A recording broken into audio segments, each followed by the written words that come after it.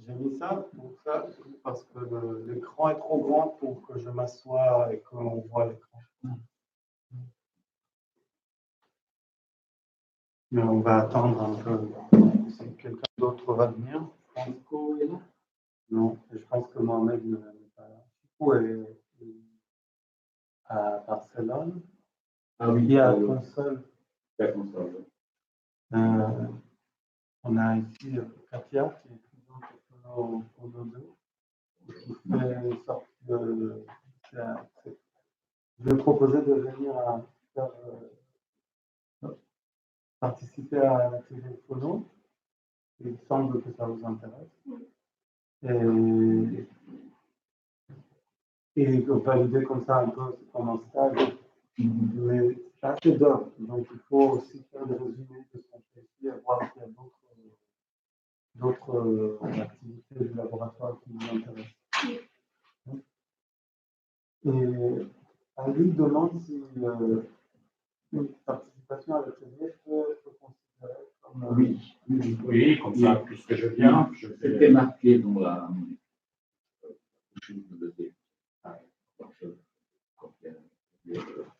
En match. Oui, bien ça vaut. C'est assimilé au séminaire interne de la. Il y a un tableau. Je fais simuler.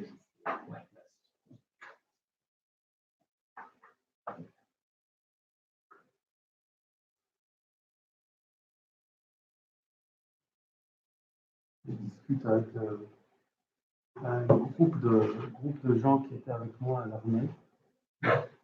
Et ils sont très de droite. Ils sont contents, non? Je sais pas quoi faire. Est-ce que je dis bon, je quitte le groupe? Ils disent des choses horribles. Moi, des choses pareilles, des prises de position pareilles, m'a fait perdre plein de contacts, plein d'amitiés, parce qu'à un moment, tu peux plus te mentir. Ouais. Simplement, je suis pote. Mais je suis pas vraiment pote avec eux. La plupart du temps, on parle de conneries. Et là, il y a une pour Israël, il y a comment ça s'appelle? Un plan. Trump a proposé de façon grandiose un nouveau plan de secours pour le Moyen-Orient. Il veut le vendre. Oui, il appelle le plan du ciel. Et il appelle, au fond, il fait ainsi il appelle le plan du ciel. On a un vote, c'est comme ça qu'il s'appelle. C'est. Ah, moi, je ne peux pas vous montrer. Pardon? C'est transmis pour tes copains de l'armée aussi. Non, oui, ils peuvent, s'ils veulent regarder. On peut regarder ça. Mais si tu veux rentrer avec des gens comme ça, il y a une méthode que j'ai fait une fois. C'est de commencer par être encore plus réel que défendre des trucs délirants. Ouais, il y en a qui font ça. Avoir l'absurde. Et puis, oui, ciao. Après, non, ça fait un truc avec Netanyahou. Ouais. Allez, les gens voient ça. Il faut déporter les homosexuels. Des choses non, mais ce qu'ils veulent faire, c'est qu'ils veulent faire un.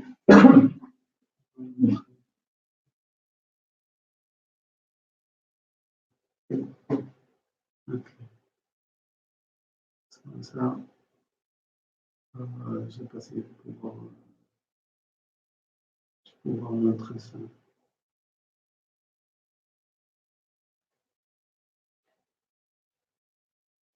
Non, il faut ça connecter.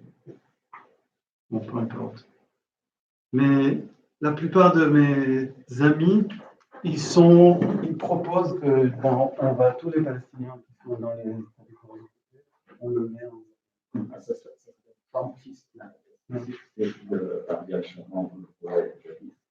Beaucoup de monde veut ça, sauf que c'est du ethnic cleansing. L'État palestinien, ça existe déjà, c'est aujourd'hui. Ouais, c'est ce qu'il dit. Et donc, je me dis, et moi, quand il propose ça, moi, prendre des gens, déplacer 3 millions de personnes, juste parce qu'ils ne sont pas juifs, et les mettre ailleurs. Bon, c'est un truc qui a été fait. Et qui a été fait par des empires tout au long de l'histoire. Donc, ça va pas être la première fois, sauf que c'est dégueulasse. C'est réalisable. Pourquoi est réalisable?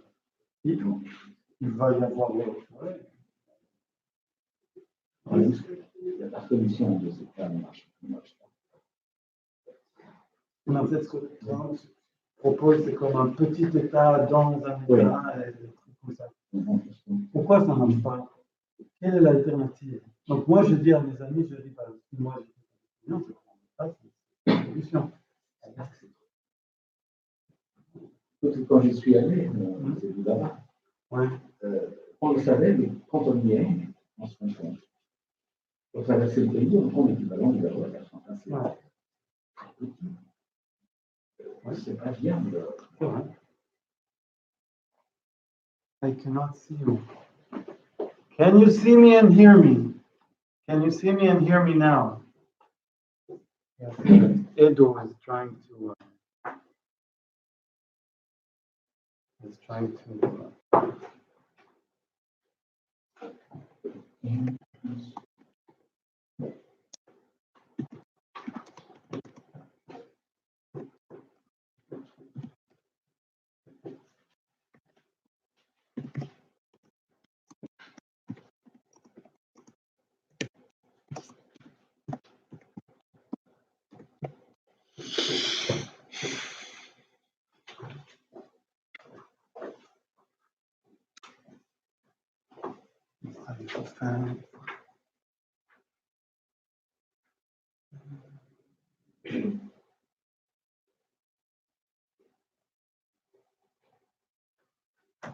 Si je m'assois ici, bon, on me voit aussi. Donc, je n'ai pas besoin de me tenir debout.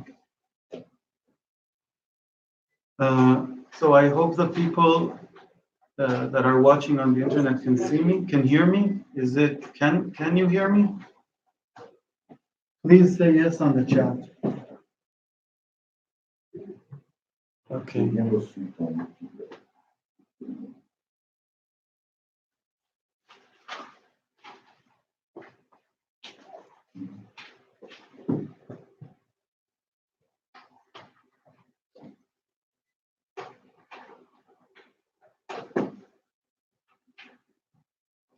Je pense pas qu'il y aura, donc on va attendre juste. Non, Mohamed non plus, il a une réunion.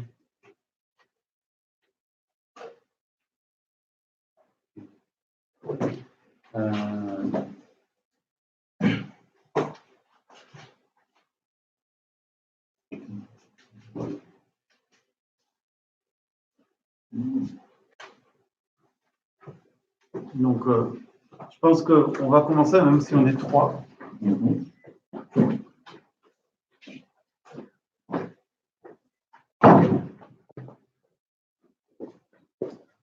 So I think I'll speak in English for people who are watching us on the internet and don't speak French. Okay, and since people here understand my English, I'll stick to English.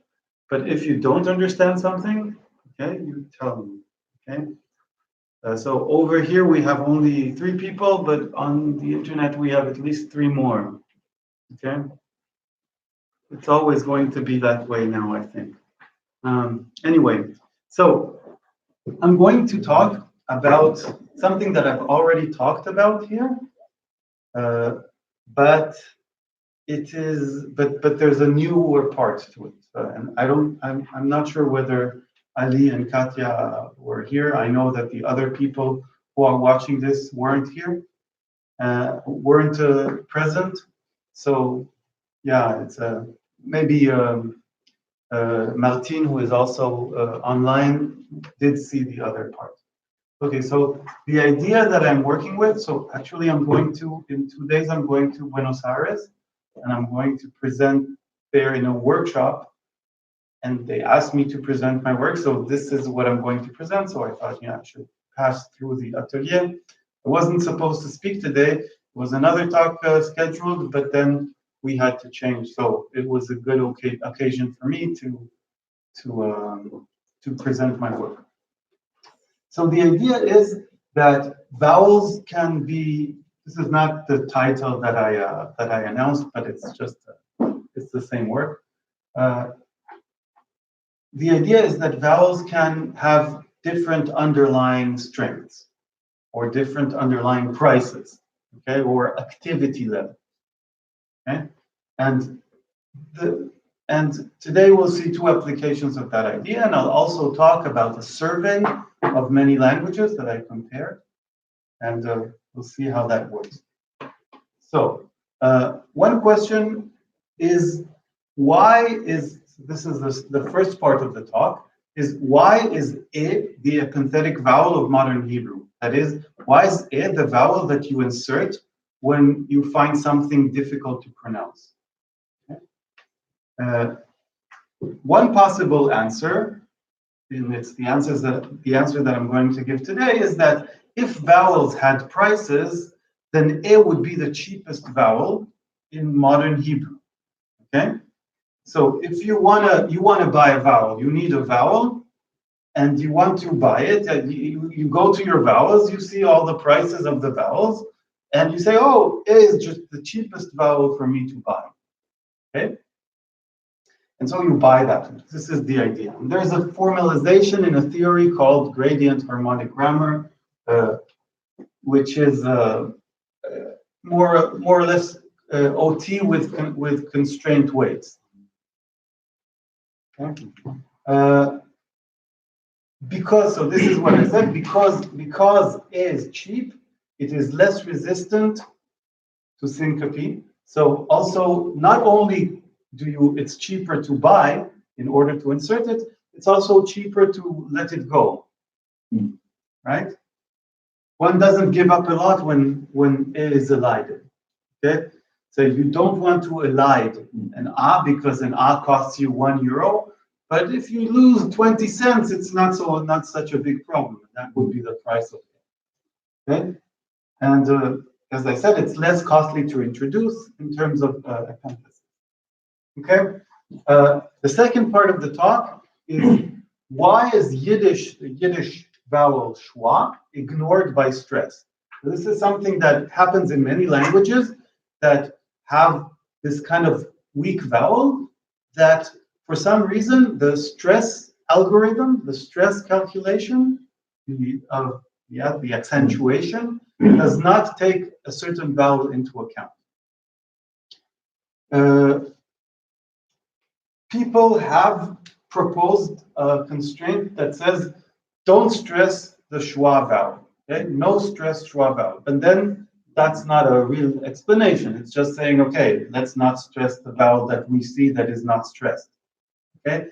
So it's just saying that what you're seeking to explain is the principle. Yeah.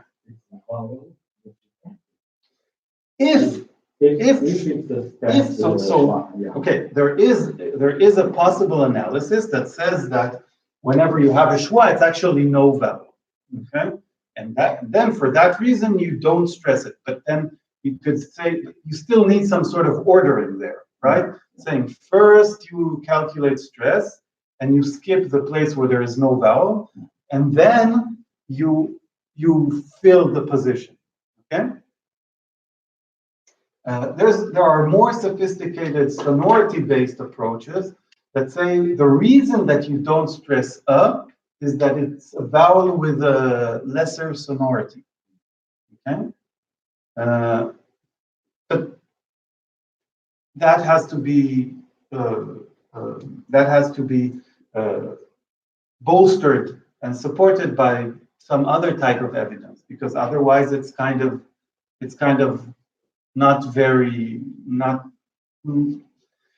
okay. Otherwise, there's a lot more to say about what sonority means and vowels and the most sonorous. And anyway, what I'm going to argue against is that since the cheapest vowel in your language can be any vowel in principle, then sonority shouldn't really come into account.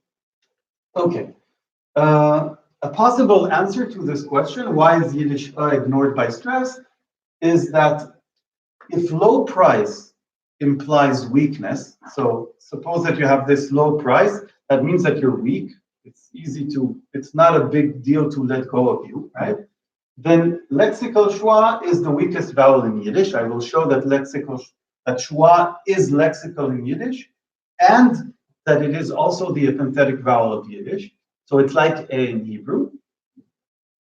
And assuming stress is relative strength or prominence, then if you want to stress a schwa, you have to bring it up to the position of a stressed vowel, and that requires more. If you want to stress schwa, you have to bring it up to the level of a normal vowel that is stressed, and that means that you have to add a lot of strength to it, as opposed to a normal vowel, which you just have to add a little bit less strength to it. Okay, we'll see it when we're in the formalization. So weak vowels are harder to stress because you have to add a lot of strength to them in order to stress them. Okay, when I say that stress is relative strength, I mean that a stressed vowel must be stronger than the vowels around it. Okay. Strengthening a weak vowel, this is just what I said, strengthening a weak vowel requires more additional effort than strengthening a normal vowel. But this is the idea. Okay. The overall argument is this one. Segments can be lexicalized with varying strength, so you don't have just a, e, o, u. You can have a with strength 1 and another a in your language that has a stress with strength 0.5. Okay, that's a weaker a. Okay, and I want to show that this idea can explain many recurrent patterns, such as epentasy and syncope correspondence, which I've already talked about, but I'm going to present again today. And the fact that there are unstressable vowels like the schwa and stress, and also morpheme zero alternation, but these are not for today. Morpheme zero alternations or suppletive allomorphy, such as Spanish, where you get this e vowel here, but you don't get it when you have a suffix, haber, habrá. But this is not a general rule of Spanish. It's just for a couple of verbs. Yeah, but it's still an alternation. So this is sort of, you could call it suppletive allomorphy.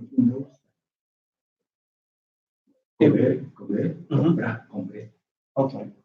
So Joaquim is saying that in Old Spanish this was a general thing. Yeah, but apparently but in modern Spanish it isn't. It's just a couple of verbs. Maybe it's more than 3, right? So there's a couple of more verbs like this. Okay. I want to start with proving to you that the epenthetic vowel so I'm in the first part of the talk, proving to you that the epenthetic vowel of modern Hebrew is e. And one of the ways of proving that a vowel is epenthetic is that this is the vowel that you find in loan words that are impermissible in the language. Okay? So for example, the word Herzl was loaned from Yiddish, and it has this syllabic consonant, Herzl. So the second syllable is tzl. That's not a possible syllable in Hebrew. And so we have epenthesis, and the epenthesis is of e. Herzl. Okay? Same thing with French, Louvre. The way people in Israel say this is Louvre. Okay? because they cannot say Louvre. That's not a possible final cluster, word. So this shows that the epenthetic vowel of Hebrew is one of the reasons to think that it's it. But some people say, well, adaptation from another language doesn't prove that this is the epenthetic vowel of this language.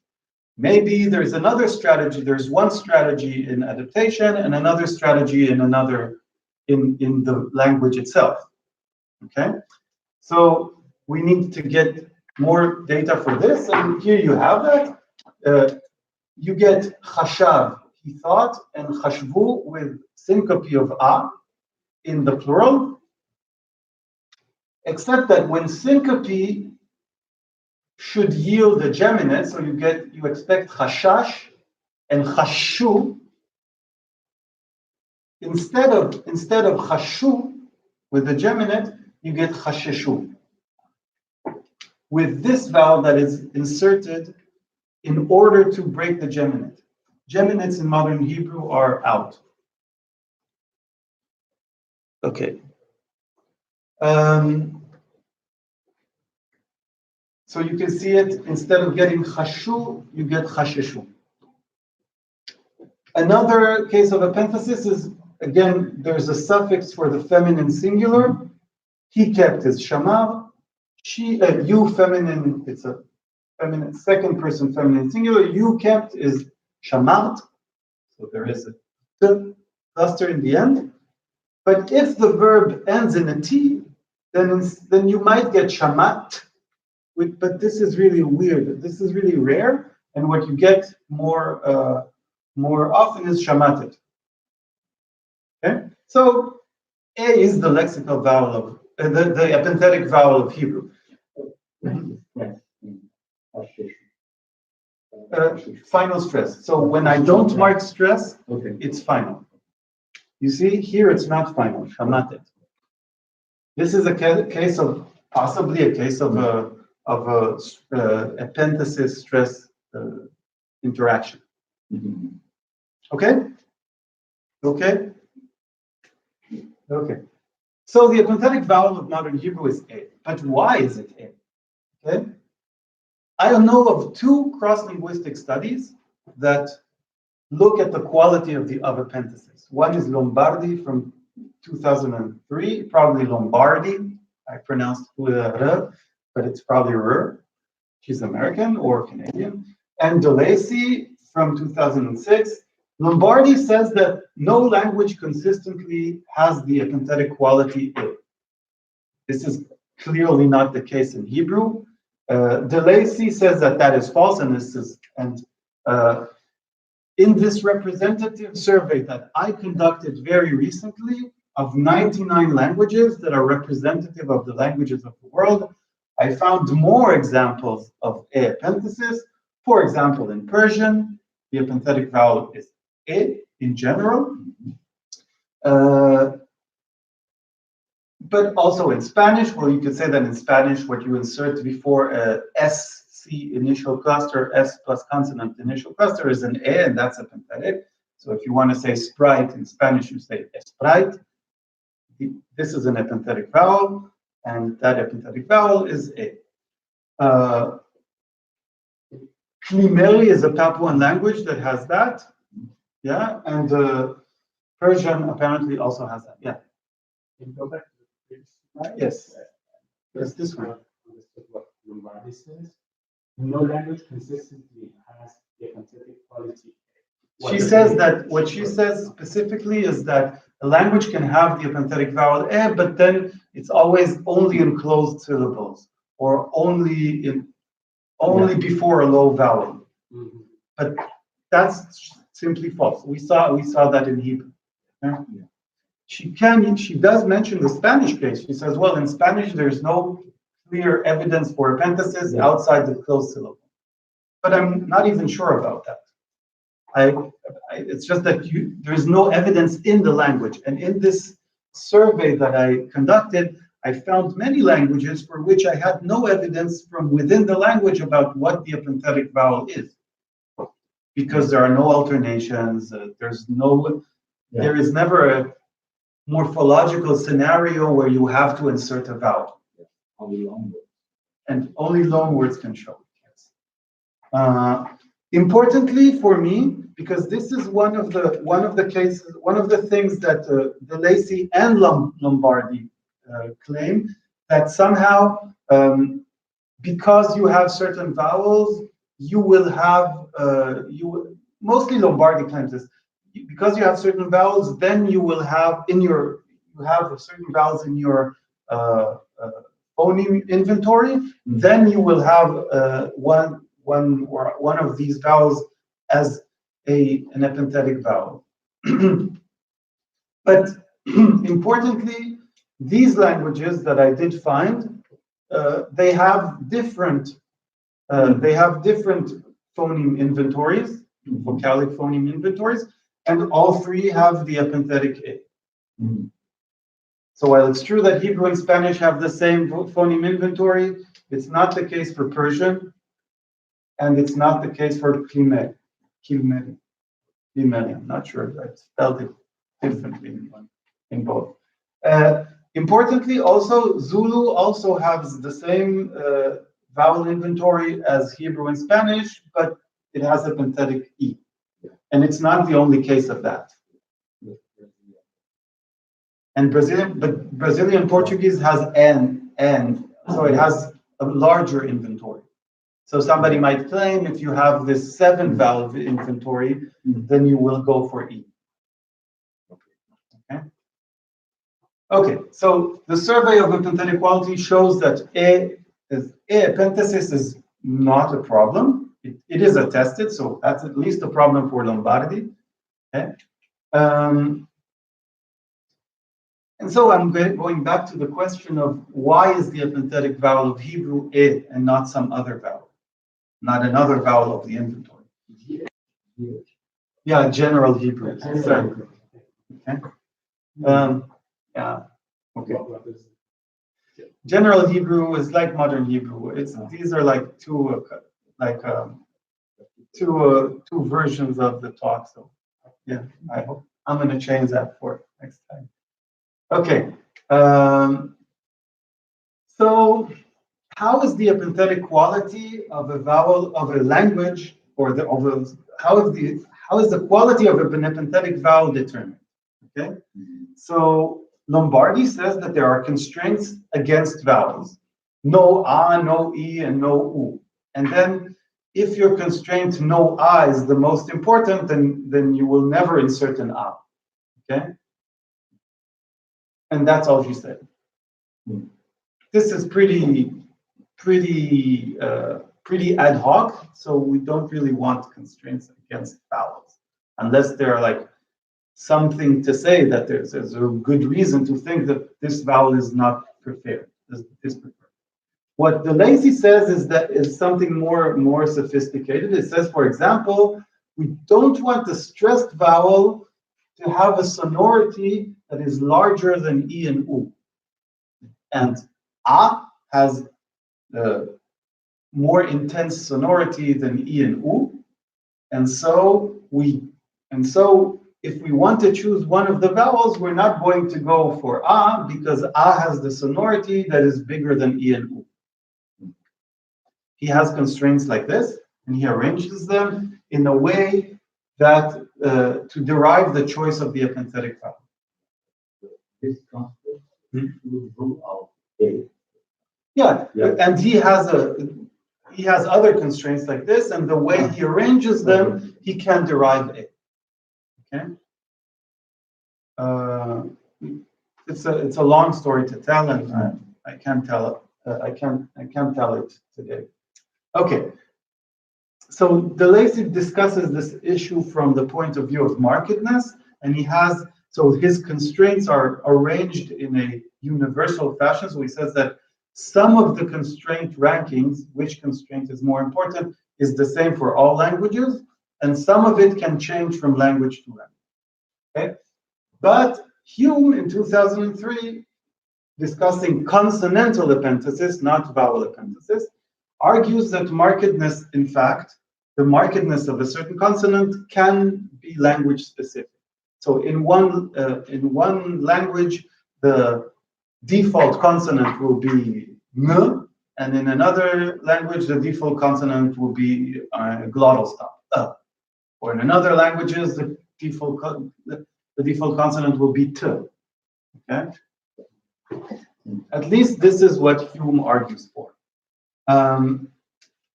Today, I want to show that modern Hebrew supports Hume's view in the sense that the quality of epentasis is determined by the distribution of lexical vowels in the language.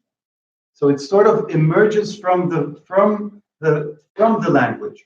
When you learn Hebrew, you learn that the cheapest vowel or the weakest vowel is A.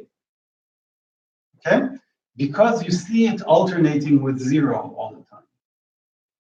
I'll show this. Okay? Lexical A is the vowel that alternates with 0 in most environments, and crucially, lexical A. Okay? This is not an empty vowel. It's the lexical quality A that alternates with 0 in the most environments. Other vowels also alternate with 0. And therefore, it emerges as the epenthetic vowel of modern Hebrew. Probably now already by convention, but at least conceptually, it's the same thing. Epenthesis, so susceptibility to syncope and epenthesis. So let's look at Hebrew vowel 0 alternation.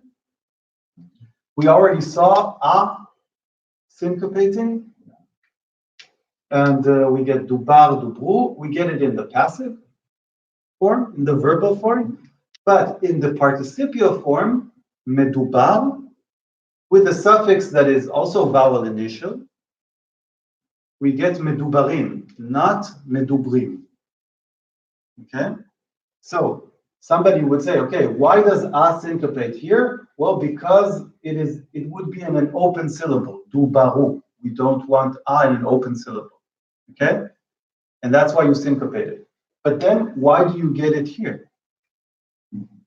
So at least we can say something. I'll have an account of this, an analysis of this. At least you can say a does undergo syncope, but not in all environments. Not in the two environments that we look at. Okay? As opposed to this, okay, this is also true for O, but even in less environments than A. Okay? As opposed to this, look at the vowel E. The vowel E in the verb before the same suffix. Okay? In the verb also undergoes syncope. You don't get diberu, you get dibru.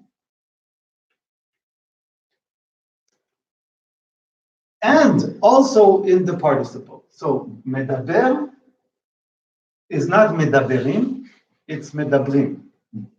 So it looks like Hebrew does have a rule, a general rule that says, I don't want to have an A vowel in an open syllable. If there's a lexical A there, get rid of it. Importantly, this is a lexical vowel. It's stressed. Okay? So we have to assume it's a lexical vowel. It means you could have an analysis where it's not a lexical vowel, and the reason that it's stressed is because it's the last vowel of the stem. But this is very morphological in a way. We see that I don't think there is any scholar who proposed that this is a lexical vowel, and it wasn't in biblical. Okay, so we see that A alternates with 0 in most environments. There is more to suggest that A is dispreferred, is not liked in open syllables, and this is in the shape of templates in Hebrew. So you know that Hebrew is a Semitic language, so it has templates, many items that share the syllabic form and the vowels. So for example, this template, where you have 3 consonants, and the first vowel A, and the second vowel that can change, it's sort of a theme vowel. So QTL stands for different consonants. You have that kind of template. You have that kind of template with I in an open syllable, okay? And you have that kind of template with two A's in open syllables, but you don't have any template in Hebrew with A in open syllables. Okay? So there is simply no such a case. Of course, all of these things, so it's important to say, here is completely dispensable. You could have said btsek and ktin and kdul. These are permissible clusters in Hebrew. Okay? You could have said shitfon, nisyon, chisron, no problem. Or kabla, sakna, parsha. There's no problem with this. And or get rid of the first a. Okay? So this it's not really an epenthetic vowel, because it's not necessary. But E never appears in lexical template. So really E is some sort of the cheapest vowel. You don't want it, it cannot occupy a position where it's dispensable phonologically. Okay? But it's the lexical thing. So, and finally the two other vowels, because we saw O, A, and E. There are only two other vowels, E and U, and E and U never alternate with zero. Which, if you look at the survey that I did, is kind of strange. Because in most languages, E and sometimes U are epenthetic. It's the high vowel in general. In most languages, you get a high vowel, and sometimes it's U because it's next to some labial consonant, okay? Or next to another U. But in Hebrew, E and U are very stable. They never sink. So what do learners understand from this entire story? I propose that what learners understand is that E and U are stronger than A and O, which in turn are stronger than E. So there is some sort of a price list for the vowels of Hebrew. Okay? E and U cost something that is more than A and O, but that is even more than E. Okay? This is the basic idea. This is what attracted me to doing this. But then there is an application of that idea, and the application of that idea has to go through gradient harmonic grammar, which is a version of OT, of optimality theory. Katya has not seen that yet, but I'm going to explain. Yeah. Is it supposed to be language specific? Oh yeah. So this is something that you learn. It's language specific. It comes from the data. Yeah. Language specific and connected substance free. Yeah, substance free in the sense. In the sense that is connected to the frequency vowels. That A is the strongest vowel. Yeah. And the high vowels are the weakest. So this actually goes against the entire sonority thing, right? So sonority is actually A and O, or at least A has to be the most sonorous one. Yeah. So actually, this doesn't fit with the sonority scale that is proposed, adopted by other scholars. Okay. So I remind you that past, or the verbal form, and the participle are not the same with respect to syncope. And I'm going to interpret this as faithfulness to the base in participles, but not in verbs. Because in verbs, there is a form, and you inflect that form, and then you send it to the phonology. Whereas participles are nominal, so you do them in two times. First, you do the singular, the base, and then you add, and you do the phonology of that base, and then you add something to the phonology of that base, and so there are two steps there. Okay, but how does this work? Okay, so this is a gradient harmonic grammar tableau. It has three constraints. It has the constraint that says I don't want a open syllable between two vowels. Okay, between two open syllables. This is the constraint that says I want syncope. The weight of this constraint is 3. Okay, it's relatively important. It's more important than the constraint that says the constraint that says, hold on, this is not even going to be important here. The constraint that says don't delete vowels in the base. Dependency between two outputs. Okay, as I said, in the verbal form, there is no base. The past form, there is no base, so this constraint is not violated. This constraint, max, says don't delete anything from the input. Now let's see how the constraints are violated. This constraint, so you take an underlying representation, do baru. I'm going slowly because, you take an underlying representation, do baru, with an a vowel that has 0.8 activity level. Okay? Then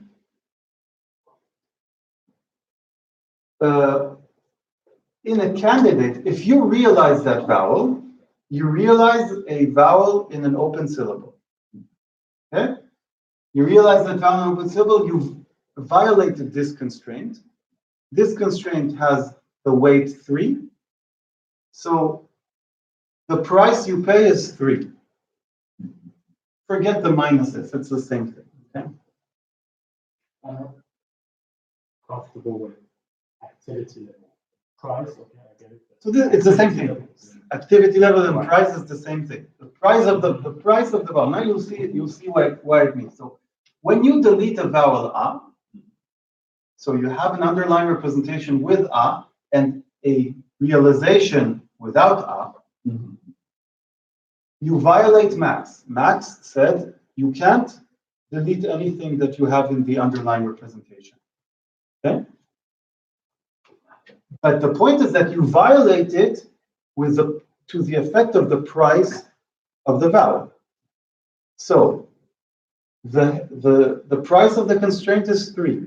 The price of the violation, the amount of activity you lost, is 0.8. So you multiply 3 times 0.8, and that's 240. Okay? You compare the two candidates. This candidate costs you 3. This candidate with the syncope costs you 0.8. So sorry, costs you 240. Which one you go for? You want to be economic, so you pay 240. Okay? That's the idea. This is for a, and this is for the past. For the participle, I said that you do have to remain faithful to a base. To the base medubar. That is not suffix. Okay? So the syncope, again, you have the same violation of the syncope because you have a in an open syllable. Right? You remain faithful to the base because you delete nothing, and Max also says you can't delete anything, so that's it. But if you delete the vowel here, okay, there is in the case of participle, a violation of the dependence between this form and this form. It's a correspondence. So it says, in the derived form of the participle, you have to remain faithful to the output that is not suffix. Okay? Because it reflects the morphosyntactic analysis where you actually first go through medubar and then you add in. And so there is this additional violation in the participle that says that, well, the price of doing this is 340. So suddenly it's bigger than the price of not syncopating. Okay? This is a lot to take in one time. Okay? But still, maybe you understand partly. Okay. Let's see how this works for E in this we already saw. So E, because it's 0.5, just like A in the verbal environment, it will violate max to the effect of 0.5. 3 times 0.5 is 150. It's still better to syncopate than to keep the vowel. However, in the participle, A is 0.5, so and dep is again violated, dep OO, because you syncopate and you violate the correspondence to this form. But adding up the violation, you get 250, so it's still cheaper to syncopate than to keep the vowel, if that vowel is the cheap vowel A. So the trick here is very simple. Either if the vowel is weak, it depends on how weak it is for you to be able to syncopate it or not. Got it? And the entire thing depends on the interaction of these two things. These are the tricks. Okay? I'm not 100% comfortable with the framework, but I don't see an alternative to how to make this underlying strength, gradient strength idea work. C'est joli.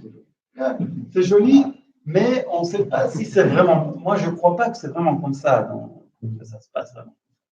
C'est trop de calcul pour moi.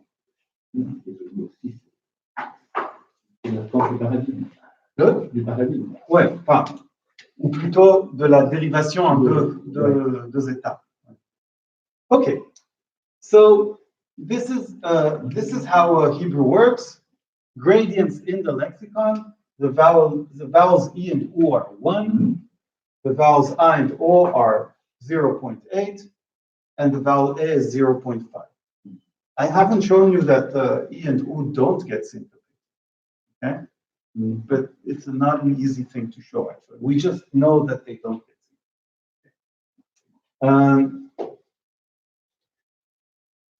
Okay, right. So I showed you how come with these strengths, how come that E gets syncopated in more places than A? And of course, now I have to show you that E, because E is cheaper, then it will also get inserted among the vowels of the language. It will get inserted more quickly. Somebody asked something? Okay, so Martin asks, how do I justify independently the difference of faithfulness between past forms and participles? The idea is that participles behave like nouns, okay, and the idea would be that there is an independent difference between the verbal forms on the one hand and nouns on the other. Okay. Like nouns, participles don't have to agree with something, right? They can actually be the one who is running, or the ones who are running, or something like that. Okay? They are nominal, so there is a difference. Possibly the difference can be reflected in this way. This is the way I've chosen to analyze it. It's not fully independently from what I said. Okay? Okay, anyway, so the reason is, when you remember this, the fact that you get a suffix T after a base that ends in T, you will get an epenthetic vowel. An idea is, okay, which vowel are you going to get? Are you going to get the 0.5 vowel or the 0.8 vowel? Well, so there's a constraint that says you cannot keep two consonants at the edge of the word that are identical. So don't get shamat. Okay? That constraint is very heavy. So a candidate that has shamat plus t will violate the constraint will have a harmony score that's very costly. If you insert an A between the two, then you violate the constraint dep that says don't insert anything. Okay? But you violate it to a lesser extent when you insert A than when you insert A. If you insert E, you get minus 0.5. If you insert A, you get minus 0.8. The prices are clear. It's cheaper to insert an E than to insert an A. That's all I'm saying. And that is sort of in correlation with the facts from syncope of the language. Is it the next thing? Okay. The quality of the epenthetic vowel in modern Hebrew sort of emerges from the lexicon or from the language, from the alternations in the language, according to cross-linguistic principles, because this entire tableau thing with the weights, etc., this is cross-linguistic principles, and it emerges from the facts of the language. In that sense, it is both emergent and universally determined. So this conforms to Hume's claim about language internal markedness. The vowel E is not less sonorous than E and U. E and U are more sonorous than E. And there is no good reason, unless you build specific constraints for E, to epenticize E than another vowel. Is it not? Not sure. I'm not sure about, yeah. But at any rate, there is a sort of correlation there, right? So it is somewhat in conflict with the Lacy and definitely in conflict with Lombardi. Now, because the Lacy and Lombardi are surveys, I said, why shouldn't I conduct my own survey? I already mentioned it. But before I go to that, I'll tell you about that in a second. Just let me conclude this. So these authors, the Lacy and the Lombardi, they say that epenthetic vowels cannot be round for their proper reasons, okay? And there is a clear counterexample in the language that we speak, in French. So the epenthetic vowel of French is probably E. That's why we say l'idole, okay, for the supermarket chain. Now, somebody could say, well, epenthetic vowels in loan words are not the same as the epenthetic vowel in the language, blah, blah, but we've seen that that's probably not true, okay? So the epenthetic vowel of French is round, clearly round. De Lacy says that it's not round. And why does he say it? Because he found this abstract online of somebody saying that phonetically it's not always round. Yes, but the point is that he didn't even. Belgium, French, Brussels. There makes a difference between ceci and ceci. Yeah. And when you listen to Brel, it's like my own culture. Yeah. But not in Paris. But not in Paris. So there are speakers for whom the epenthetic vowel is round. Yeah. And actually, the papers that the Lacy cites, he actually only read an abstract of that paper. And when you go to the paper, you see that they don't claim that the epenthetic vowel is not round. And really, so the counter argument of French is dismissed unconvincing. Okay, both authors dismiss Japanese because phonetically the epenthetic vowel is not round. So it's true that the phonetic. Many people say that the phonetic vowel of Japanese is U. Okay, but it's actually some sort of U. Okay, but their U is also U. Okay, it's not the case that their U is a. So at least according to Nasukawa, the element that is there is the element U.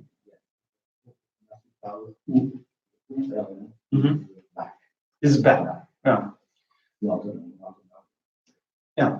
Well, the point is that in other cases you do see O as the epenthetic vowel in Japanese, specifically after coronals, after T and D.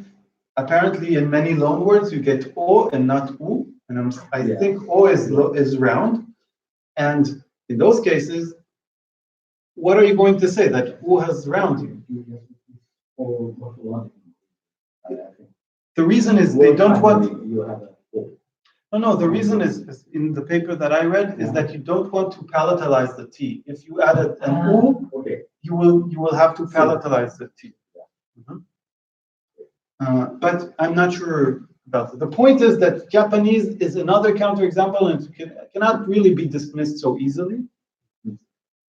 And I found other languages. In my survey, I found other languages which have U as an epenthetic vowel, though only word finally. So I'm not sure about whether they should be taken seriously. But of course, I did a survey of 99 languages, not of all the languages. Are we talking about the by default? Yeah. Because in Persian, you turn it U, Mhm. O, and U too. But where? So what Ali, words internally. wait, so what Ali Reza said, I'm going to repeat it because not everybody hears it, is that in Persian you do get U and Farsi. so for example, So the town Ghodon okay. comes with Ghodon. Okay, but that can be under the influence of the following O. So Yes, the it's Grenoble, harmony. Yeah. so Grenoble is actually Grenoble. And that's something that is very, very general in many languages of the world. Even Hebrew, even in Hebrew, where you usually get e, in some loan words, you get the surrounding vowels or consonants affecting the vowel that you choose. So it's weird, but for example, in Hebrew we say dabel or double. Dabel for like when a soccer team wins both the league and the cup. It's a dabel, okay? But the word for trouble, we say trouble. Trouble. I don't know why, but it's sort of probably the effect of the book, okay? Yeah. And some people say Michael Jordan. Why Jordan and not Jordan? I don't say that, but there's a dissertation on this, and he shows that in some cases you get this vowel harmony in loanwords, but the general case is it. So even in those languages where I did find U, I only found it word finally, and only found it word finally. In unconditioned environments. So in many languages I found U as an epenthetic vowel, but usually after B, F, M, sometimes K, but usually after B, F, M, etc. So after labial consonants or before labial consonants, and before or after vowels that are round. Okay? So Somali, yeah. Okay. So these authors, they dismiss the cases that I think they shouldn't be dismissed. And actually, in those languages that I checked, when you can ependicize an U, you can also syncopate an U. So what I'm saying is that there is a correlation between what happens with the lexical vowels of the language and the quality of the penthesis. Okay, so then this is what I claimed for Hebrew, and I wanted to see if it's the same for other languages. So I did a representative, I took the WALS site, which is a typological site, tells you about what we know about the languages of the world, all kinds of aspects. They don't have a survey on epenthetic vowels, so I started that survey. And of the 99 languages, I had to go and look for every grammar. So some grammars I didn't find, okay? And I didn't go to a library. I used illegal sites, okay? So I managed to find many of the grammars. Many of the grammars that I didn't find, I replaced with languages that are close geographically, or that are close geographically and from the same family. Okay, but not in all cases. In a couple of cases, I just said, okay, I can't find anything. Okay, what I found is, of the 99 languages, there are 9 languages that do copy appendix. Okay? Meaning it's a general fact in the language that if I cannot say bucks, I will say bakas. If I cannot say biks, I will say bikis. If I cannot say books, I can say bukus. Okay? So it just depends on the vowel before.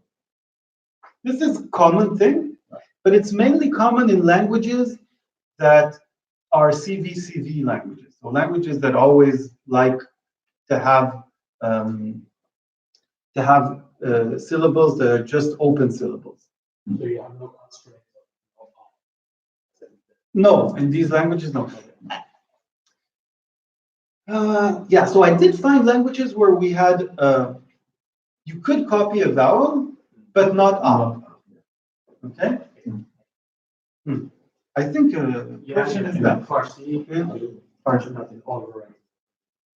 Farsi, that's the case. Okay. You can copy it. So, non-lexical, there are 8 languages with non-lexical epenthetic quality, like Portuguese, for example, maybe, where you would ependicize but is probably not one of the vowels of the language. Okay, maybe it's just a reduced a. Okay, or reduced a. Right. So, for example, in Berber, okay, many varieties of Berber, you get an epenthetic the barred I, but supposedly it's not one of the lexical vowels of the language. Okay? It's just something. It's just a quality that you insert. It's not one of the qualities that you use in your usual words. I don't know if you speak Arabic. Okay, but let's not check that now. Now, importantly, in 49 of the 99 languages, I found that the epenthetic quality is like one of the lexical vowels. So half of the languages, it's like that of one of the lexical vowels. And in 33 of these 49 languages, you can show that that lexical vowel is actually the weakest lexical vowel. Namely, that it syncopates, like the Hebrew case, or that it loses in V to V. When 2 vowels meet, that vowel gets deleted. Or that it has defective distribution. For example, it doesn't appear in the beginning of the word, or not in the last syllable. Okay?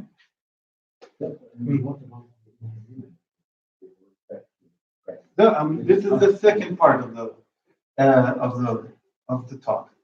Okay, so right, yeah, because we're already only 11. Okay, and for 33 languages, it's important. There was no data, so either I didn't find the grammar. I think there's like about 12 or 15 of those cases. Or in the grammar that I found, the author doesn't speak of appendices or of loanwords. And so I also looked for other work on the internet, but I did not find. Many of these languages are Papuan languages or Brazilian languages where there's one grammar and no other work. So sometimes I try to replace it with a grammar that is more up to date, in which I did find information, but other times I just gave it up. But there is no reason to think that of these 33, there would be a different distribution than here, right? So probably this is quite representative, okay? And it means that this thing that I found in Hebrew is actually quite recurrent. So it's quite common in the languages of the world. Right. This is just a report on the thing that I did. Now the second part of the talk is about unstressable vowels. Many languages exhibit a weak phoneme, so for example, the Hebrew A, which may not appear in prosodically prominent position. For example, you have a schwa, but you cannot stress it. Or it's a long nucleus, it cannot be long. All of the vowels can be either short or long, but schwa cannot be long. Okay? That is the case for many Ethio-Semitic languages. Or it cannot appear in word initially. And for instance, in standard Yiddish, there is a word like chasene, where this the second here, is not necessary for syllabic purposes. Okay, you could say chasene, no problem. So you can't say it's a pathetic. Okay, But you can say chasne for this word. not for this word. Yeah, but you can say it phonologically. There's no problem with it. Okay, so this is probably not a pathetic. Okay, because if it were pathetic, you would not have it there. Yeah. Now, this also, it never alternates with zero, so it's always there in all of the forms of the word. And a possible conclusion is that phonemically you have a schwa here. Okay? However, there's a difference between a vowel a and the schwa. And that difference is revealed in stress, in the fact that the vowel schwa is never stressed. So why not stress chasene? Okay? You do get words like megillah with a vowel e there. So stress is possible on the penultimate position, the position before last. Okay, this position. It is possible to stress words there, but it never happens when the schwa is there. So one way out is to say you can stress a schwa. I mentioned this, right? But of course, and this is part of the only account that I know. Okay? But of course, this is assuming your solution, right? I want to propose an alternative account in which the fact that schwa is unstressable is derived rather than assumed. I want to derive it. Okay? We have this this contrast between chasene, not this one, the one in the previous one, and megillah, okay? And I want to show that Yiddish stress has rules. It's just not just stress whatever, but stress cannot fall on a schwa for reasons, because schwa is too weak. Okay?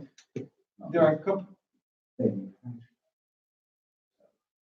Yes, unless, because in French you do get something like l'idole. You do get l'idole. Oh, yeah. Okay? So, Okay.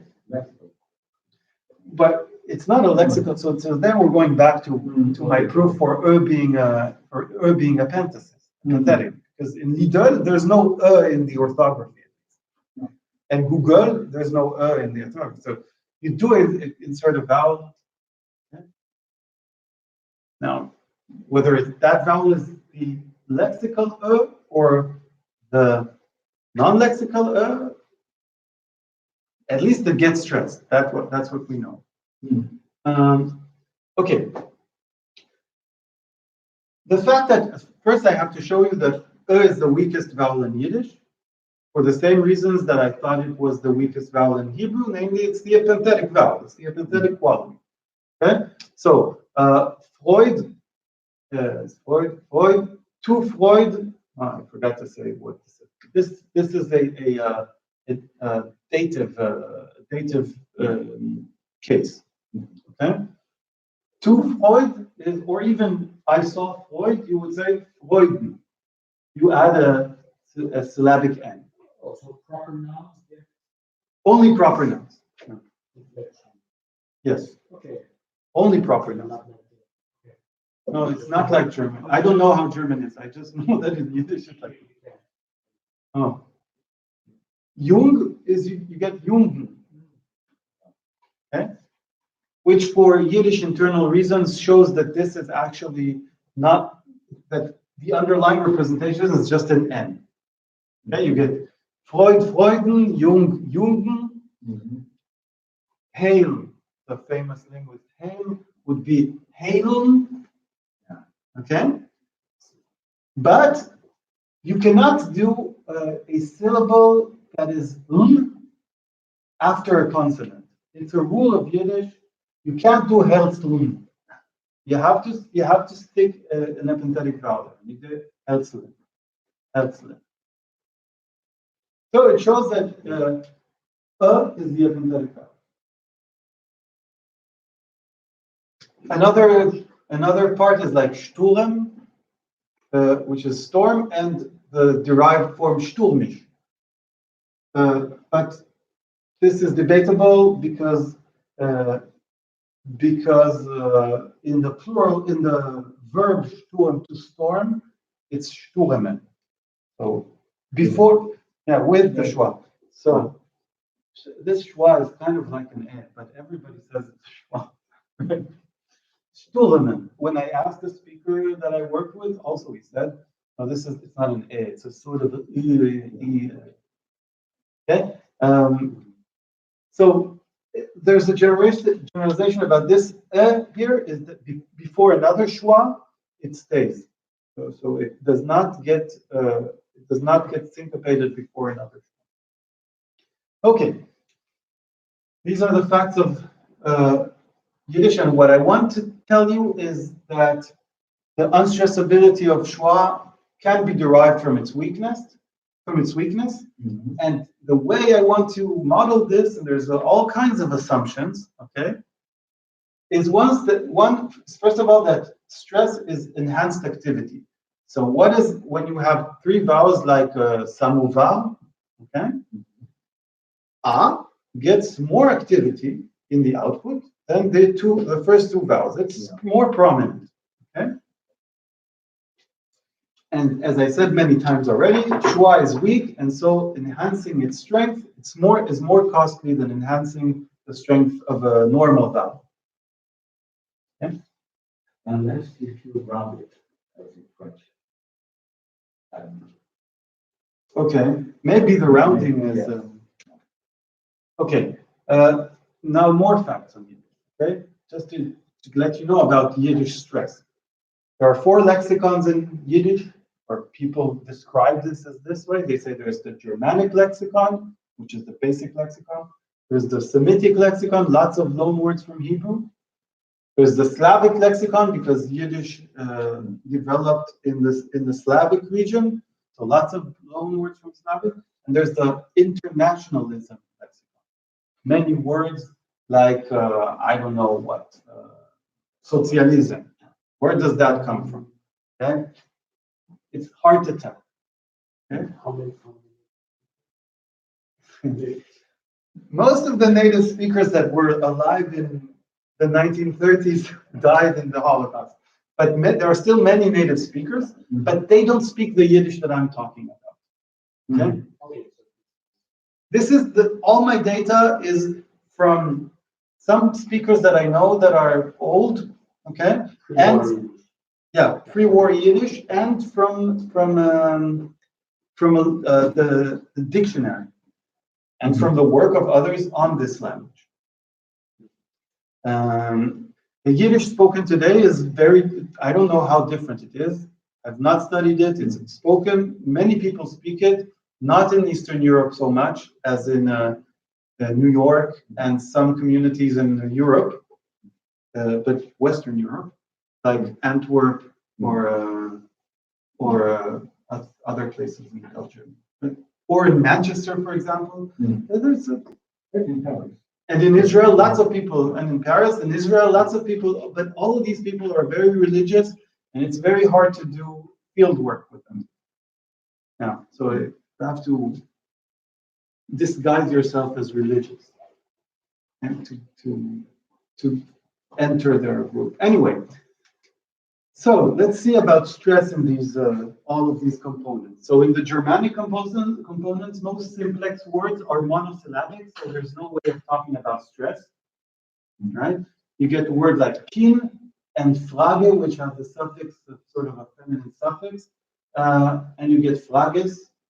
But importantly, so most simplex words are monosyllabic, most static vowels are schwa, like here.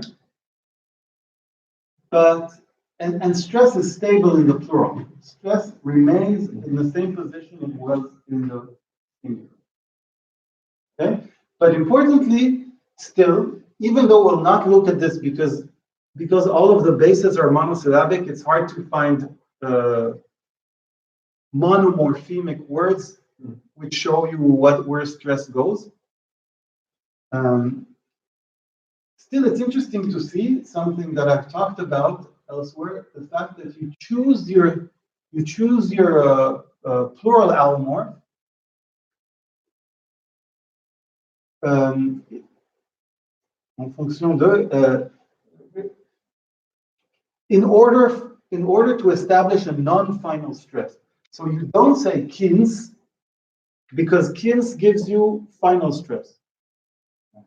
You go for kinen for that reason.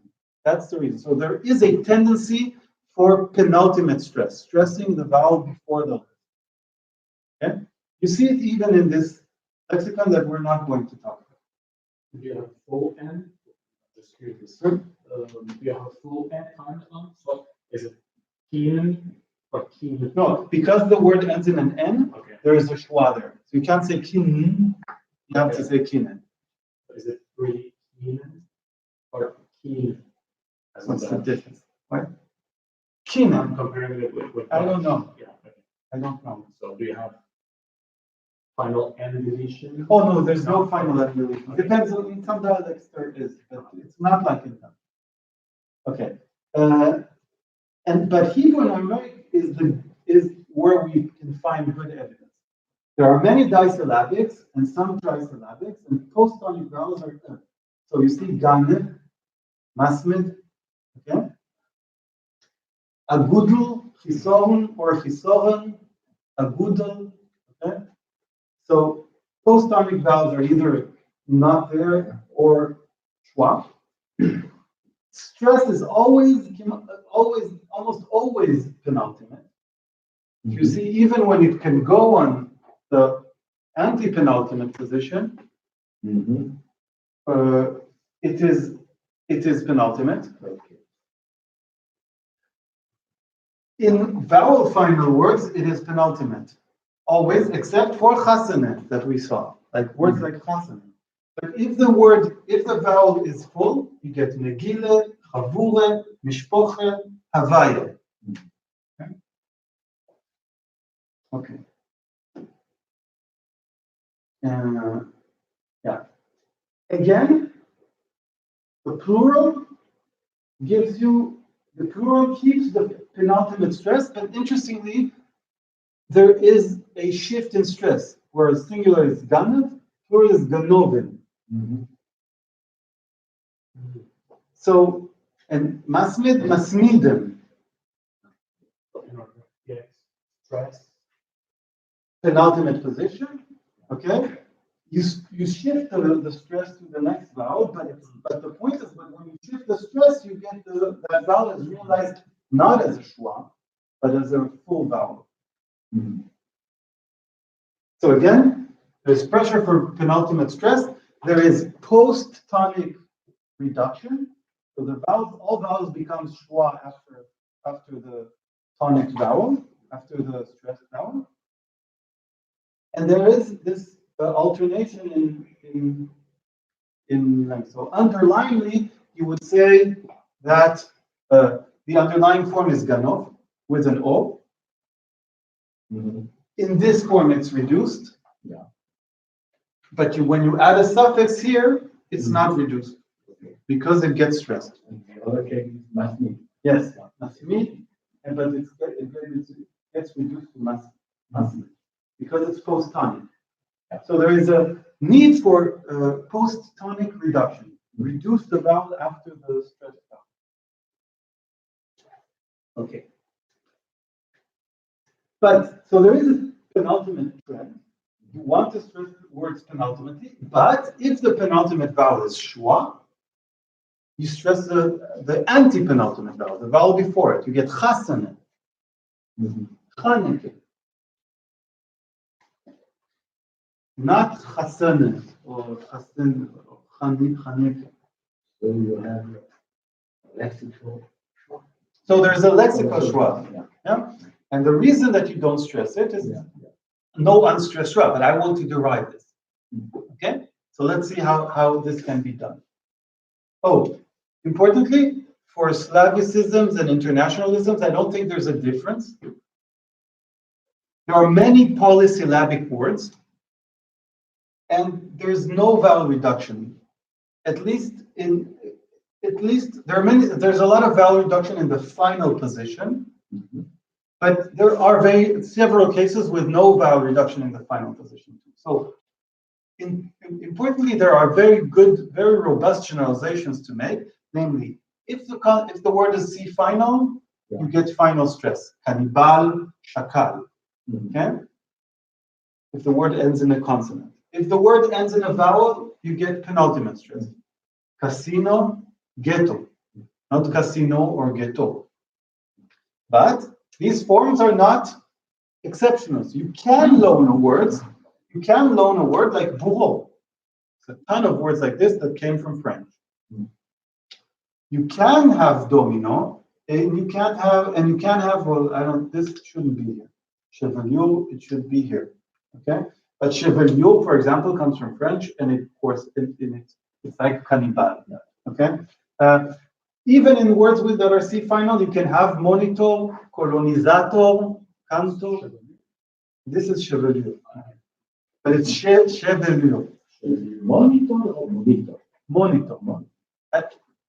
Suppose it. There's no problem with monitor. At least according to the speakers that I talked to. You do find a couple of these examples in the dictionary. I haven't looked through the entire dictionary. But I only looked at the words beginning with k. I made an entire list, and the trends are very, very clear. If it ends in a consonant, stress is before it's on the last vowel. If it ends in a vowel, stress is penultimate. Okay? It's not the case that you don't have exceptions. Exceptions are possible, but they're very rare. Okay. Now, it seems that for some reason Yiddish is sensitive to the shape of the syllable only in internationalism, so only in loan words. Okay, but I want to model that too. Okay. Importantly, even in Slavicisms and internationalism, there's a tendency for penultimate stress in the way that you pluralize. Cannibal becomes penultimate stress in cannibal. Okay? Shakal, shakal. Cantor, cantors. Not cantorn. Because if we had cantorn, we would have anti-penultimate stress. We don't want the anti-penultimate stress. And all of these guys, well, casino, casinos, ghetto, ghettos, because you get penultimate stress. But bourreau, not bourreaus. It's bourreau in order to get penultimate stress. Okay? So really, the language likes penultimate stress. And that's why we really need to explain why we get chasanim. Okay, so the following analysis accounts for the lack of stress schwa without this constraint that says no stress schwa. Accounts for the stress shift in Ganov, Ganovim. It accounts for stress in internationalisms, including exceptions. And it relates the two facts of internationalisms, namely the sensitivity to final segments that we saw in cannibal, not cannibal or cannibal, and the fact that there is a lesser pressure to reduce vowels in internationalisms. How do I do that? Those several tricks that you will see. Okay, as I said, the assumption is that schwa is weaker than other vowels. It is, now I'm going to assume that the normal activity level is 2. It's just an arbitrary number. It's in order not to have fractions in the input. So the normal level is 2, and schwa is 1. It's not of the normal level. It's weaker than the normal level. Okay. So Other vowels are of activity level 2, and lexical strength is enhanced underlying activity. Well, you'll see what I mean. The constraints that I will assume, there's a set of constraints. They're pretty normal constraints. Foot binarity, meaning stress cannot, so the foot has to be tata. It's a trochee, tata. It has to comprise of 2 syllables. And, or, okay, 2 syllables, or 2 moras. This is something you don't know yet, but okay, we'll see. 2 syllables. Max, we already saw, no deletion of activity. Dep, we already saw, no addition of activity. Align the foot in the word means that when you have a trochee, you want it to be next to the edge of the word, right? The right branch of a foot must be associated with the right most symmetrically significant segment of the word. So either tata or tak, if the k is counted as metrically significant. Okay? This is a constraint that says if the word ends in a consonant, that consonant cannot be symmetrically significant. Okay? So no final C that is moraic. Moraic means that it's metrically significant. So long words violated. So what? Long words, like yeah, long words violated. But you'll see that all of the things violated, but except that it's emergence of the unmarked. Okay, and then this is the constraint that wants reduction. That says I don't want a full vowel after a stressed vowel.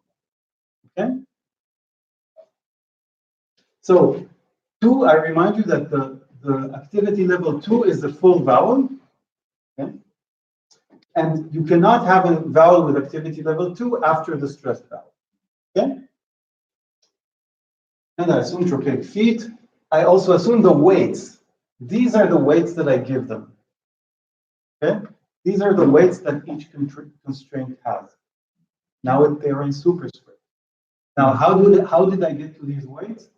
I played around with the thing, and this is what suits me. So it's, I don't know if it's cheating, but supposedly this is what the child does. Looks okay. I have this constraint. Okay, how important is it? Okay, supposedly. Okay. Let's look at a word like Megillah. I'm assuming there's a schwa here because there's no reason to assume otherwise. Okay. And these are my constraints. The constraints have their weights here, right? So for an input like Megillah, I'm going to assume that I have 2 full vowels followed by a schwa. Okay, so either I can do Megillah with reduction, Megillah with reduction, like Chasana, okay? That violates the align constraint because the foot is here and there's the lid that is outside the foot. It also violates max. Max says all of the activity here has to be in the output. Okay?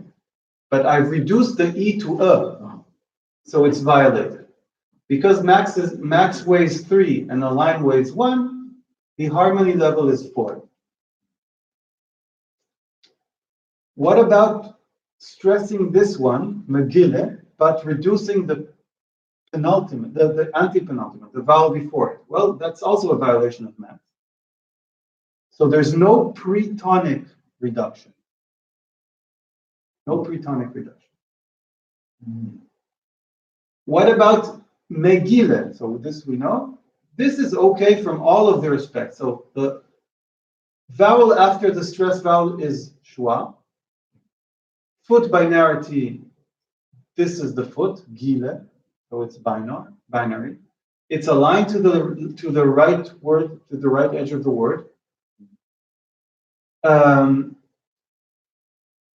There is a violation of depth because I enhanced the prominence of this one in order for it to be stressed. Okay? So in all of these candidates, I have an accent here to show you that it's stressed, but actually it could have been read without this accent because you just stressed the most prominent vowel. Okay? And so the only violation is the fact that I added some activity. And that is, the price of this thing is 1. This is the least costly one. So I go with McGee. The activity of the penult, so the penultimate vowel, is augmented to create prominence. This is what I just said. Underlining it's 2. You do it, you make it 3.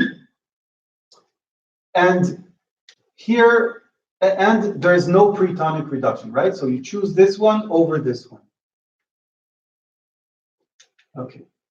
I don't consider candidates that are fully faithful, that don't change anything, because then they don't create a prominence, right? The 2 vowels megillah, probably, there's a problem. Okay, now let's go to chasana that we had to explain. Chasana, where we had an E in Megillah, it has a schwa here, right? Okay, so if I stress the vowel A, the only thing that I violate is this align constraint, because my foot is chasa, and it's not next to the edge of the word, the right edge of the word. So the violation is 1. If I augment this one, the vowel, the schwa vowel, I have to add 2 in order to augment this. If I keep 2 here, then that is a violation. This is a 2 violation for debt. This means that the price is 2. I do comply with align and the other constraint, but I have to augment it to the effect of 2. Now, let's say, well, maybe not augment this, but reduce the preceding vowel in order to create prominence. Okay? But that, if I reduce the preceding vowel, then I get a violation of math. And that's already 4 in terms of, so the entire thing is 4. Its weight is 3. Okay? Right. So the cheapest strategy is chasana. So augmenting the activity of the penult from 1 to 3, or augmenting the activity of the schwa from 1 to 3 is too costly. Costs me too much. And this is also true if I augment it only to 2 and reduce the anti-penult, reduce to up. Okay? So it's better in chasana to stress the anti-penult. Okay? Yeah. This is explaining chasana versus Megillah. Now let's get to stress shift and all of those things. So there's an underlying schwa, because there's an underlying schwa in this one. Yeah. Okay. This is how I derive. So I said I will derive no unstressed schwa. This is how I derive, by assuming that it's weaker.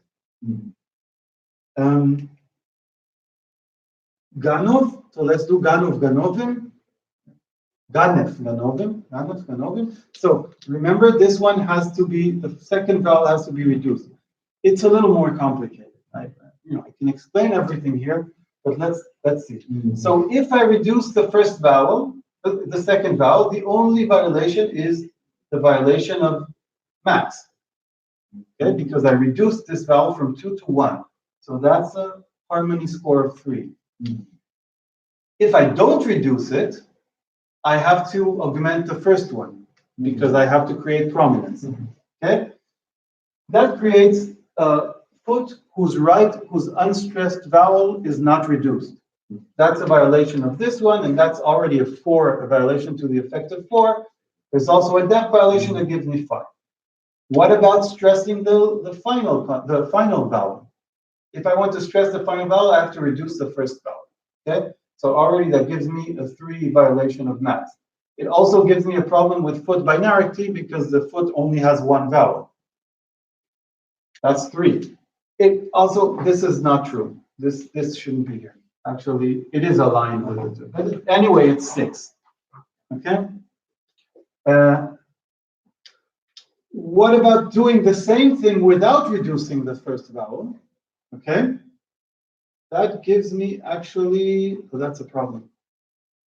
That gives me a def violation here, which is okay. No, that's not a problem because I added something to this one. It gives me 1 here, and another violation of foot binarity because there's only 1 vowel, and that is 4.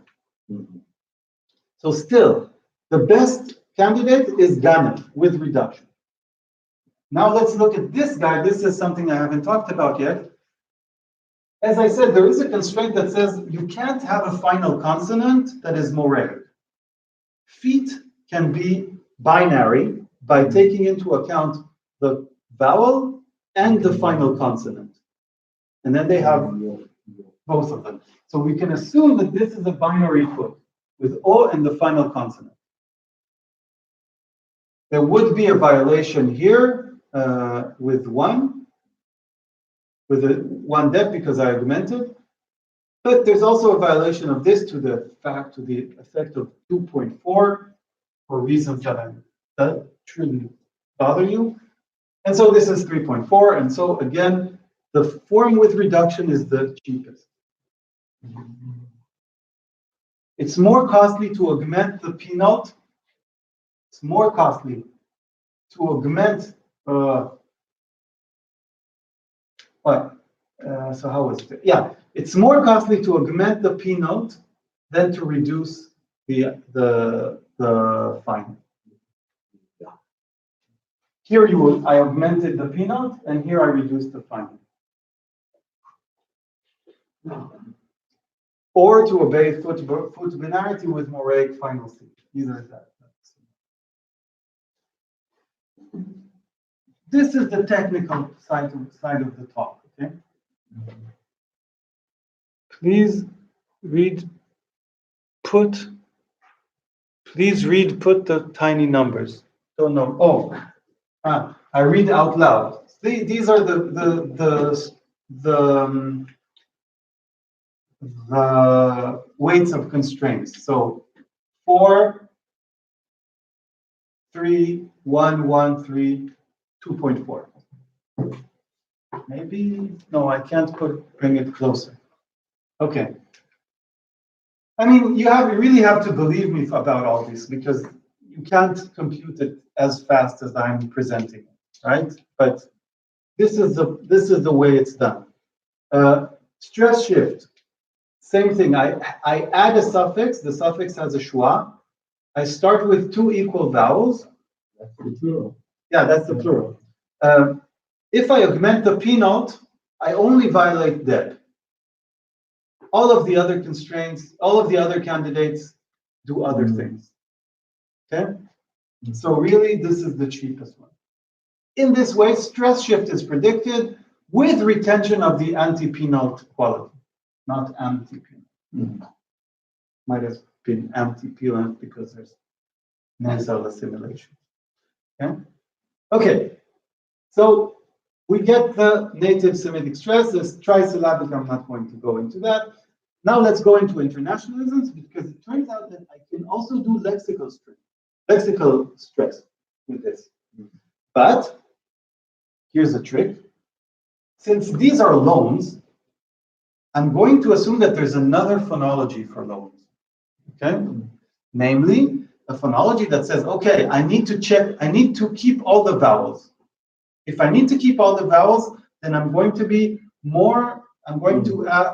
associate more weight, more importance to max, and less importance to vowel reduction. It's not the case that these constraints are going to disappear, but they're just going to be more important, more and less important in the way that I said. Okay, how does this work? So these were the weights in native words, and I've changed 2 things. In loan words, you have this max is more important, and the constraint for vowel reduction is slightly less important. This one moved from 4 to 2.5, and max moved from 3 to 4.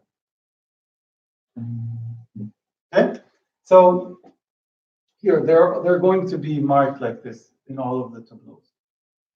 If I get a word like ghetto, I'm assuming that both vowels are just full vowels. If I stress the P note and not reduce the vowel, I'm violating this 2.5. I'm also violating depth because I've augmented one. I've augmented the it. And so I get 3.5. But the others violate more importantly, other things. For example, if I go ghetto, then there's no foot binarity. Okay?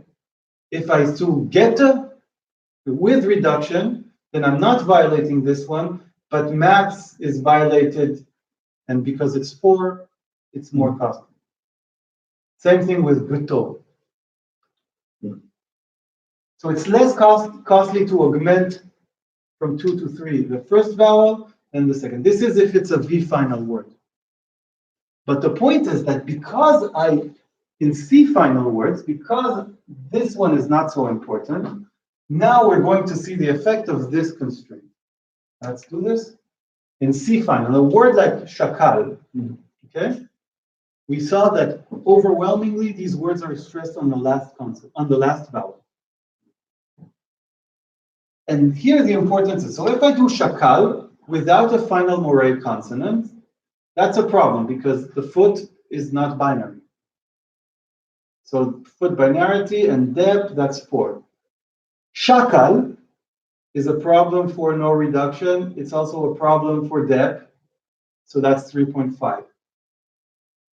Shakal with a final moray consonant does not violate foot binarity. It violates the final moray consonant and depth, but that's slightly less than shakal. I had to, but of course, if you augment all of the prices, then the difference seems bigger.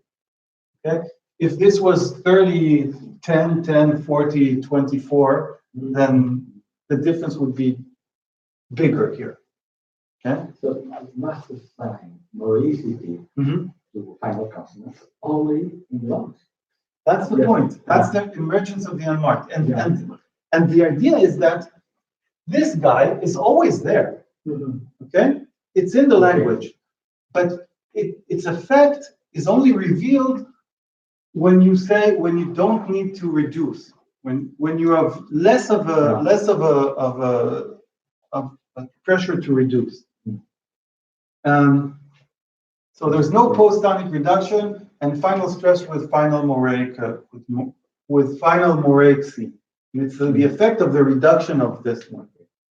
If this were 4 here, right? Because before this was of the weight 4. Okay? If I had weight 4, then I would always have then, right?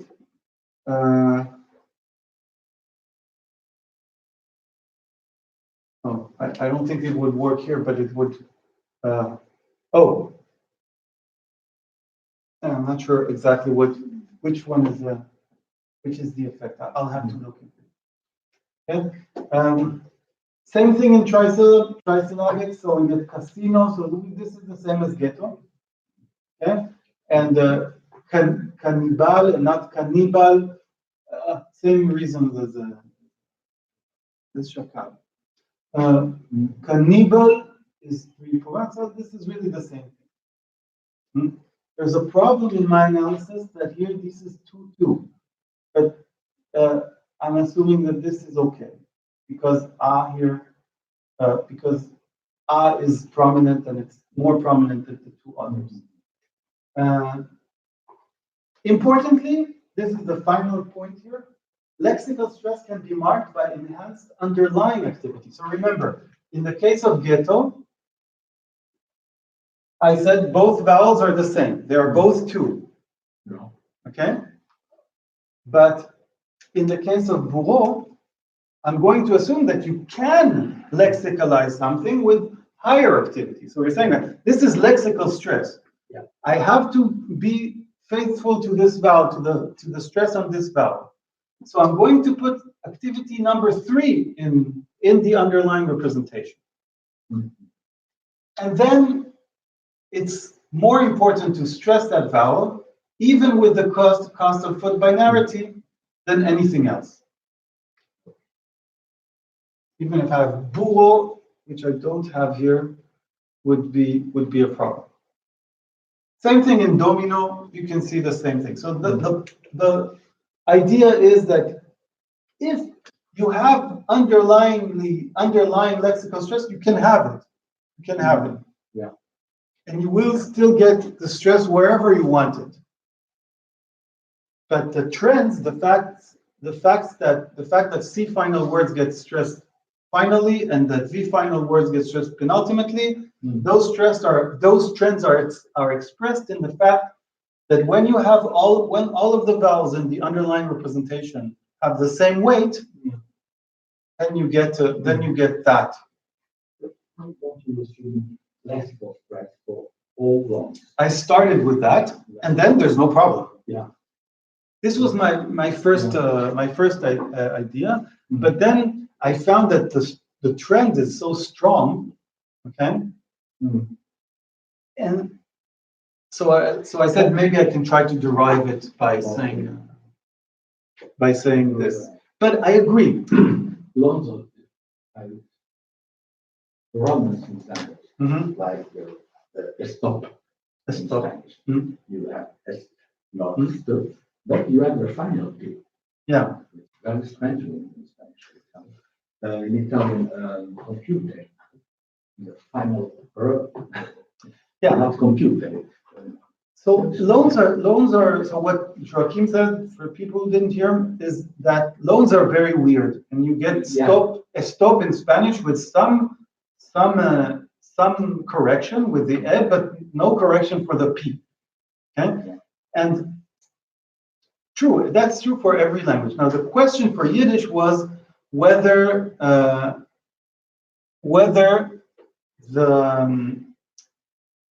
the vowels were where do we get the stress in a loan? Okay, is it just the fact that all of these words that are stressed, like cannibal, all of these words are stressed on the final vowel because in the donor language they were stressed there, or not? So in order to counter that, I would have to find for each and every word what is the way of stressing it in the donor language. Okay. For example, or I would have to, in order to prove that Yiddish has this pressure, I would have to show that a donor language says, for example, donor language is chocolate, but Yiddish takes chocolate and does chocolade. Okay? I would have to prove that. It's really hard to prove. I did find, for example, I thought I fell on one example, the word closet. Closet is a bathroom. Okay? Why is it stressed on the et? It should be closet from English, if it were from English. But it turns out that in Russian, you also say closet for the bathroom. That comes from French, water closet. So it came to French people stressed it on the last syllable because they stress on the last syllable. It went to Russian, and from Russian it went to Yiddish, so there's no reason that they would say closet. Okay? Unless it was vowel final. If it was vowel final, maybe. Okay. I want to conclude. Then we have some time for a discussion, maybe. The metaphor of gradient costs for segments is a fertile one, I think. Okay? It can lead to advances in understanding syncope epenthesis or stress epenthesis interactions. Right now, the way this underlying gradients works is really is within the framework of the gradient harmonic grammar, but I suspect that it's not dependent on it. Okay. Now, but I don't know another framework that can manipulate this underlying gradients. There are other things, maybe the susceptibility of vowels to vowel harmony, or the susceptibility of vowels to vowel reduction, word minimality, etc. There are all kinds of things that you can do with it. This is what we linguists like to do, play with abstract ideas. But I think that these things, that having this strength is somehow more cognitively real than having all kinds of structures. But I have no way of proving this. It's just an intuition. And this is the end of my talk.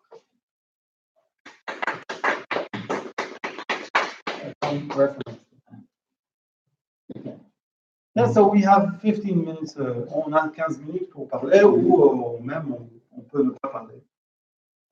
People okay, people on the internet can also chat with questions. Ils sont? Ouais, ils sont toujours là, il y a 4 personnes. Peut-être qu'ils ont laissé leur truc et ils sont partis. Je ne sais pas si on les voit. Okay. So this is it.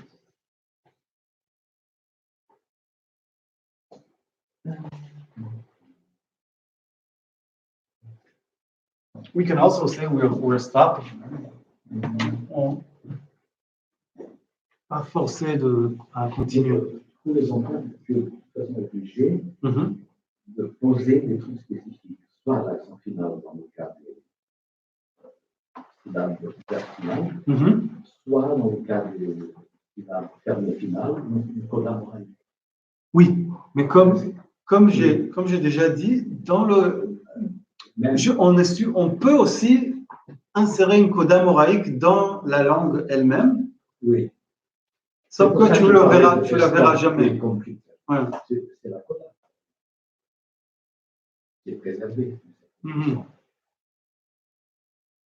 Non, je ne comprends pas pourquoi alors tu parles de stop computer dans le sens de la coda moraïque. Non, je n'ai pas d'idée là-dessus. Je pense que c'est quelque chose qui est préservé. La contrainte de fidélité à la forme de base marche de façon prioritaire pour ce genre de forme. Le reste, les voyelles s'adaptent très souvent. Les séquences initiales s'adaptent. En fait, je ne connais aucune langue pour laquelle les voyelles ne s'adaptent pas.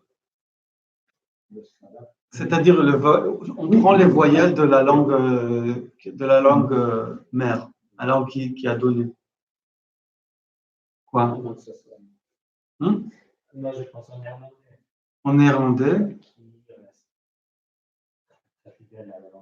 À la langue anglaise. Oui, c'est plus l'anglais, français, et la question, c'est, une fois qu'on a, on est en train de discuter les noms d'emprunts, et on dit qu'il y a souvent des adaptations du mot pour le faire adapter à la phonologie de la langue qu'il a empruntée. Mais ces adaptations sont souvent par rapport à la structure syllabique, par rapport parfois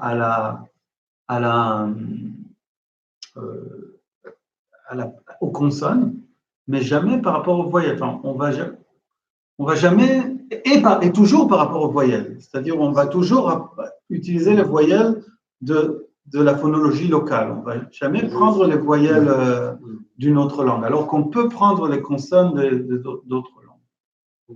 Et peut-être parfois, on peut prendre les structures syllabiques des autres langues. Mais pas toutes.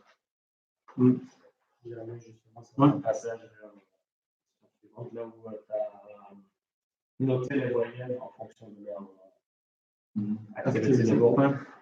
Comment tu rendrais compte éventuellement des voyelles de l'art pour justifier le fait que c'est un i qui est synthétique?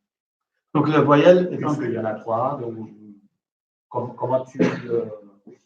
La voyelle panthétique de l'arabe classique, c'est I. Après, ça dépend de dialecte. Donc, dans le dialecte palestinien que je connais, je dirais juste tout simplement que I, c'est la voyelle moins active, la moins chère. Et dans une autre version de cette présentation, je disais que le i en arabe et que l'hébreu et l'arabe ont les mêmes voyelles, et pourtant on a i en arabe mais et en hébreu. Et ça, c'est en fait pas vrai. Parce qu'en arabe, on a les 5 voyelles uniquement dans les voyelles longues.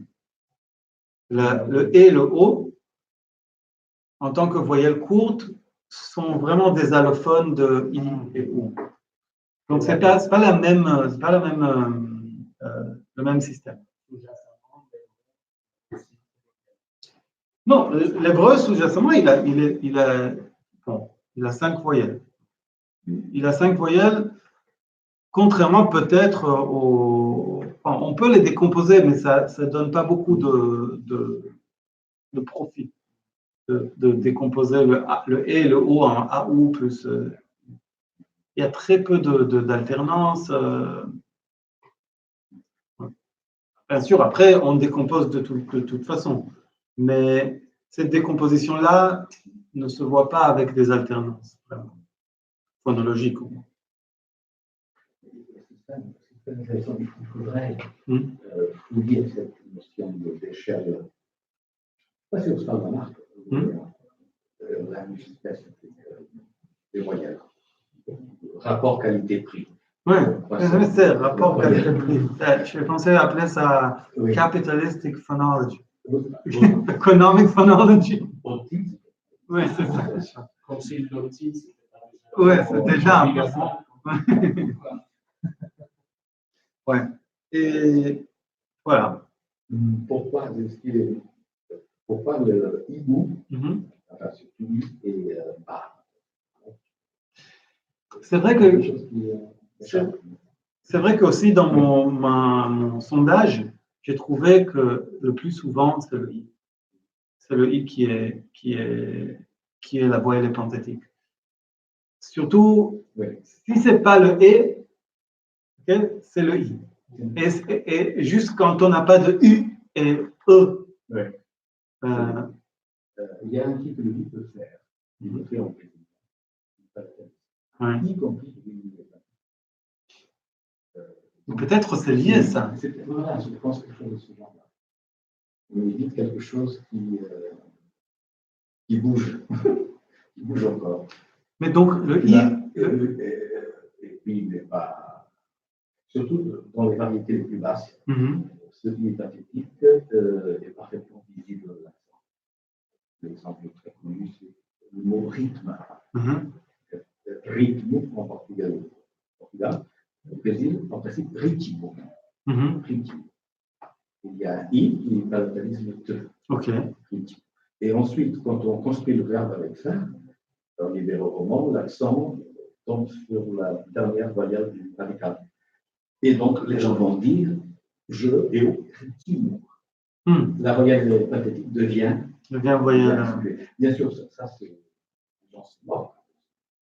Alors, l'alphabet, ça. Mais normalement, on devrait dire Euritimo. Que diront les gens. Mais le fait, c'est que il est visible de l'accent. Ouais. Et le problème de base, c'est de distinguer entre une voyelle pathétique qui est vraiment pathétique, quelque chose qui est déjà lexicalisé. D'une façon. Ouais. C'est pas clair. Oui, je suis d'accord. C'est un problème de distinguer entre une voyelle qui est panthétique vraiment et une voyelle qui est là, surtout dans les systèmes où la voyelle est une des voyelles lexicales. Ouais. Et là, c'est même pas un emprunt, c'est un mot savant. L'hellénisme, donc il ne fait pas partie du vocabulaire. Donc il faut des raisons pour penser que c'est une voyelle panthétique. Ouais. C'est pour ça que j'ai dit qu'il y a des doutes. À un moment, j'ai montré le cas de Sturm. Alors, c'est vrai qu'en yiddish, on ne peut pas finir un mot par rm. Okay? Et donc, c'est logique de dire que Sturm a une voyelle panthétique. Okay? Et aussi, on a l'alternance Sturm, Sturmisch. Mais après, on a Sturm dans le verbe. Après, le pluriel de Sturm, c'est Sturmen. avec deux E. Deux E. Sturm. Oui, mais prendre l'exemple brésilien, on ne peut pas remplacer par la conséquence me. Donc on va dire rythme. Bon, si c'était la contrainte sur le cluster, on a envie de dire que c'est une interaction. Mais après, elle est prise en compte par le régime. Ok. Ok. Je rythme. Ok, bah on se voit donc. La prochaine séance, c'est dans un mois. Le 26. Ouais. Ok, bye bye. Yes. Ouais.